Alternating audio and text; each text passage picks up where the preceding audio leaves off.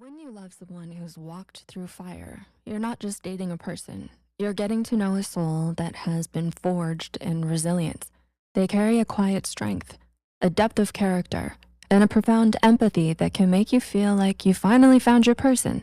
But their journey has also left them with a unique operating system, one that doesn't always come with a user manual. If you've ever found yourself confused by their need for space or wondered why they flinch at things that don't bother you, you're in the right place. The points we're about to share come directly from our community, things people with difficult pasts have disclosed with us over the years. We picked out the ones that stood out most, the things they desperately wish a potential partner could understand. We made this video to help both sides, to help the partner with a difficult past feel heard, and to help the partner loving the partner with a difficult past feel understood and loved. Whether you're the partner of a survivor or a survivor trying to help your partner understand you, this is your guide. Here are the unspoken rules of loving someone who has developed these incredible yet complex traits from their past. Rule number 1, their need for solitude is not a rejection of you. After enduring chaos, peace becomes sacred. When your partner retreats to be alone, it's easy to feel like you're being shut out, but this isn't about you. This is their sacred time to decompress, to process, and to find their center in a world that once felt so unstable. Think of their emotional energy as a phone battery. Social interaction, even with people they love, can drain it quickly. Their alone time is how they recharge. As trauma therapist Bessel van der Kolk notes in The Body Keeps the Score, trauma lives in the body, and quiet solitude is often a way to regulate a nervous system that's on constant alert. Instead of asking, "What's wrong?" try saying, "Take all the time you need. I'll be right here when you're ready." This simple act of trust communicates that you see their need for what it is, a vital part of their self-care, not a reflection of their feelings for you. Rule number 2, learn how to speak the language of their empathy. They have a radar for pain. They'll notice the slight quiver in your voice, the subtle shift in your posture. This is a classic sign of what some psychologists call hypervigilance, a state of heightened sensitivity to their environment born from a past where danger was a real possibility. Think about the character of Tanjiro from the anime Demon Slayer. His ability to smell emotions isn't just a fantasy power. It's a perfect metaphor for this kind of deep-seated empathy. He can sense the sadness and rage in demons, which makes him a more compassionate and effective slayer. Your partner has a similar real-world radar. They might ask what's wrong multiple times, sensing a discomfort you aren't even aware of.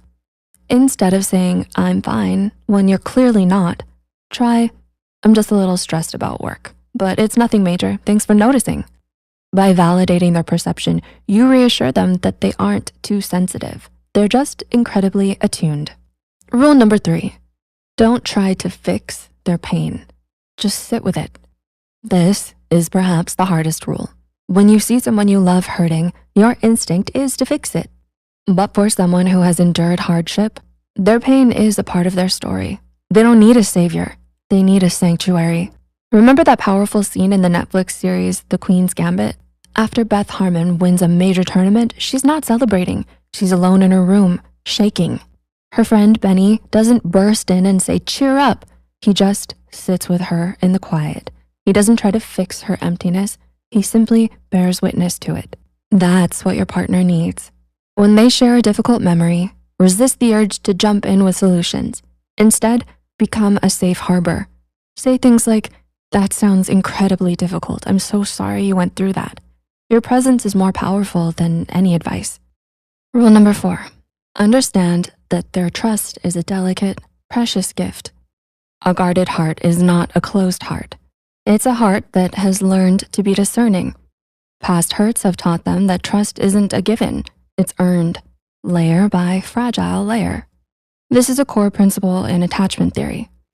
Early experiences of betrayal or instability create an avoidant or anxious attachment style, making trust a calculated risk. You might notice they are slow to open up or quick to pull back. Don't take this personally. This is their defense mechanism working overtime to keep them safe. The rule here is consistency. Be reliable. Be who you say you are, again and again.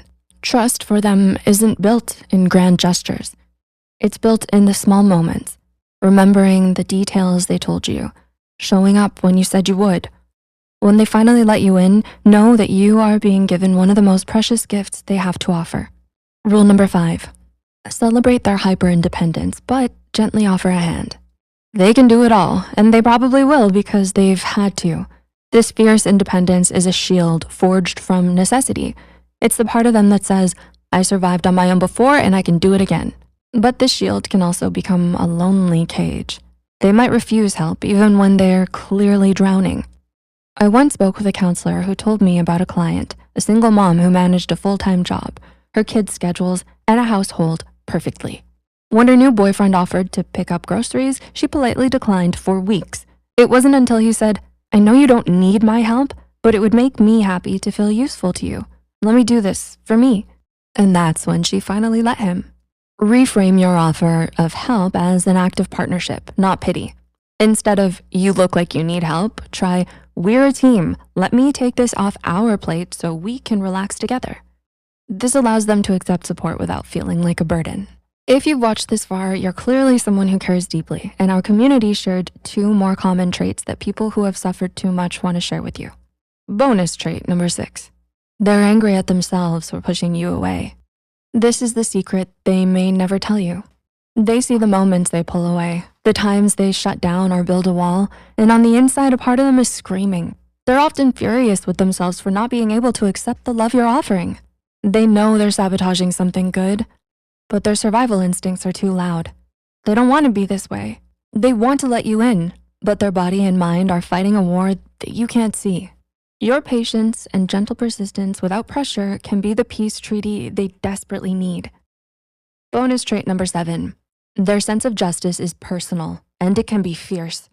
Injustice doesn't just anger them. It feels like a personal attack. When they see someone being mistreated, bullied, or taken advantage of, they don't just see a wrong, they feel the echoes of their own powerlessness. This is why they might become a fierce advocate for others, the first to stand up for the underdog. It's their way of rewriting history, of becoming the protector they once needed. Support this in them. Understand that their fight for the world's fairness is deeply intertwined with their own healing journey. Loving someone who has known deep pain is not for the faint of heart, but it is one of the most rewarding journeys you can take. You're not just loving a person, you are honoring their survival.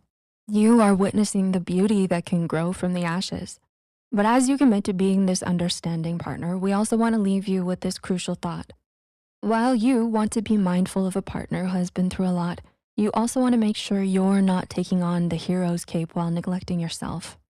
Recognize when you also need your own space, because it takes 2 to tango, and a healthy relationship requires 2 whole people. Ensure that you are in a relationship you know you have the experience and fortitude to navigate. Your well-being matters just as much. It requires patience, understanding, and a willingness to learn a new language of love. But in return, you get a partner who will cherish the small moments with you, who will fight for justice by your side, and who loves with a depth that can